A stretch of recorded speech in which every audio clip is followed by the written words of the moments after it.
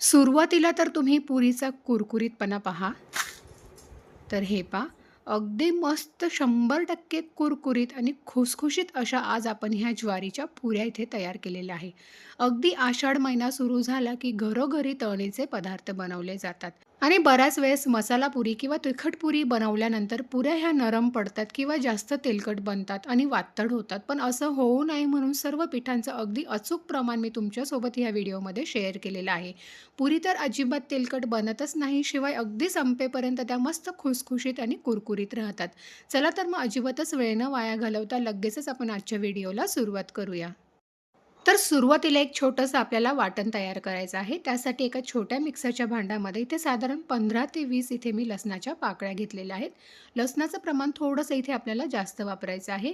साधारण 5 ते 6 हिरव्या मिरच्या घेतलेल्या आहेत. हिरव्या मिरचीचं प्रमाण आवडीनुसार तुम्ही इथे कमी जास्त करू शकता. त्यानंतर 1 चमचा जिरं घेतलेला आहे आणि थोडीशी यामध्ये आपल्याला कोथिंबीर घालायची आहे. आणि अजिबात पाण्याचा वापर न करता मिक्सरमधून आपल्याला याला थोडंसं जाड बारीक असं फिरवून घ्यायचं आहे.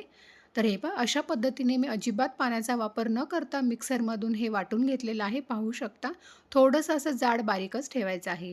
तर आता एक ताट घेतलेलं आहे, त्यामध्ये पिठं काढून घेऊयात. तर ह्याच वाटीने मी सर्व पीठ इथे मोजून घेत आहे.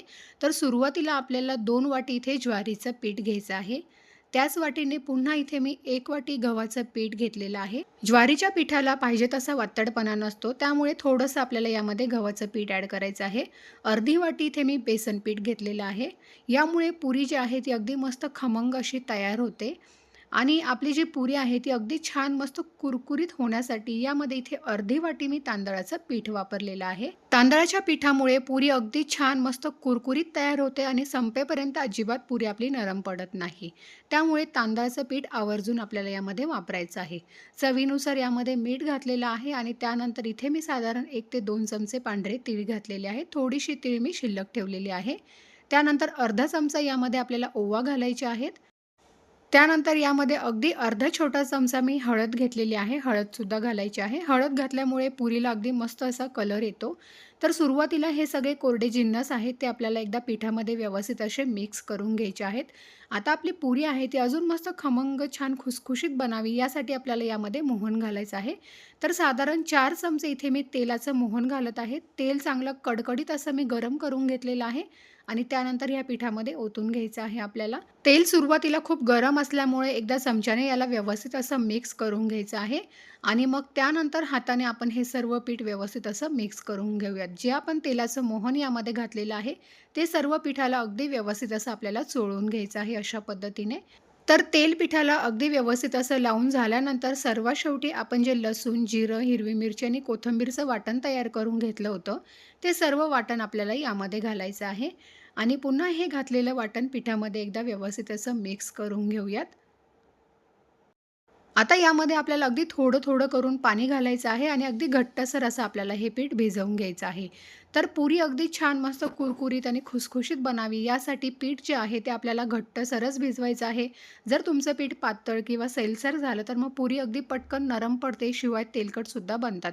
त्यामुळे ही काळजी नक्की घ्यायची आहे. तर हे पहा, अशा पद्धतीने अगदी मस्त घट्टसर असं इथे मी हे पीठ भिजवून घेतलेलं आहे. पाहू शकता तुम्ही. आता हे पीठ आपल्याला अजिबात भिजत वगैरे ठेवण्याची गरज नाहीये. लगेच आता आपण याच्या पुऱ्या बनवायला घेणार आहोत. तर चपातीसाठी जेवढा पिठाचा गोळा लागतो तेवढा पिठाचा इथे मी एक गोळा घेतलेला आहे आणि आता आपण याची चपाती लाटून घेऊयात. तर पोळपाटाला थोडंसं इथे मी तेल लावून घेतलेलं आहे आणि आता आपण याची पोळी लाटून घेऊयात.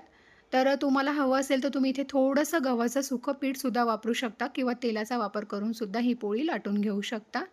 तर अशा पद्धतीने थोडीशी आपली पोळी लाटत आली, की त्यानंतर आपण जी थोडीशी तीळ शिल्लक ठेवलेली होती, ती वरून आपल्याला तीळ लावायची आहे आणि पुन्हा एकदा लाटण्याने व्यवस्थित असं याला फिरवून घ्यायचं आहे. म्हणजे जी तीळ लावलेली आहे, ती पिठामध्ये व्यवस्थित अशी मिक्स होते. अशा पद्धतीने वरून पुन्हा थोडीशी तीळ लावली, की पुऱ्या ज्या आहेत त्या दिसायला अगदी छान दिसतात आणि खायलासुद्धा अगदी मस्त खमंग लागतात. तर दोन्ही साईडने इथे मी ही पांढरी तीळ लावून घेतलेली आहे आणि आता आपण याची पोळी लाटून घेऊयात. तर ही पोळी आहे ती आपल्याला थोडीशी जाडसरच ठेवायची आहे. आपण अगदी चपाती लाटतो त्यापेक्षा थोडी जाडसर ठेवायची आहे, म्हणजे पुऱ्या छान खुसखुशीत होतात. त्यानंतर इथे मी एक डब्याचं झाकण घेतलेलं आहे आणि झाकणाच्या मदतीने आपण ह्या सर्व पुऱ्या इथे कट करून घेऊयात. तर अशा पद्धतीने झाकणाच्या मदतीने पुऱ्या कट करून घेतल्या की सर्व पुऱ्या अगदी एकसारख्या आकारात तयार होतात. शिवाय पुऱ्यासुद्धा अगदी पटापट बनवून तयार होतात. तर अशा पद्धतीने झाकणाने कट करून घेतलेला आहे. साईडचा जो भाग आहे तो आपल्याला काढून टाकायचा आहे आणि अगदी मस्त एकसारख्या अशा आपल्या ह्या पुऱ्या इथे बनवून तयार होतात. तर आता ह्या पुऱ्या एका ताटामध्ये काढून घेऊयात आणि सर्व पिठाच्या एकाच वेळेस इथे मी ह्या पुऱ्या तयार करून घेणार आहे आणि मग नंतर आपण पुऱ्या तळायला घेऊयात. किंवा तुम्ही एक साईडला पुऱ्या बनवू शकता आणि दुसऱ्या साईडला गॅसवर तळायला घेतल्या तरीसुद्धा चालतील. तर सर्व पिठाच्या पुऱ्या तयार करून झालेल्या आहेत. त्यानंतर गॅसवर इथे मी कढईमध्ये तेल गरम करायला ठेवलेलं आहे. तेल चांगलं आपल्याला मध्यम गरम ठेवायचं आहे आणि गॅसची फ्लेम लो ठेवायची आहे आणि लो फ्लेमवर आपल्याला छान मस्त कुरकुरीत होईपर्यंत ह्या पुऱ्या तळून घ्यायच्या आहे. थोडंसं झाऱ्याने वरून यावर तेल सोडायचं आहे म्हणजे पुरी अगदी छान अशी टम्म फुलून येते. मस्त बदामी रंग येईपर्यंत पुरी इथे तळून घेतलेली आहे. पाहू शकता तुम्ही. आता ह्या स्टेजलाही काढून घेऊयात आणि अशाच पद्धतीने सर्व पुऱ्या इथे तळून घ्यायच्या आहेत. तर कढई छोटी आहे त्यामुळे मी एक पुरी किंवा 2-2 पुरी अशा करून ह्या पुऱ्या तळून घेणार आहे. जर तुमची कढई थोडी मोठी असेल तर तुम्ही एकाच वेळेस 3 ते 4 पुऱ्या तळून घेऊ शकता. तर दोन्ही साईडने पलटी करून अगदी छान त्यावर असं थोडंसं तेल टाकायचं आहे आपल्याला म्हणजे पुरी अगदी छान अशी फुलून येते.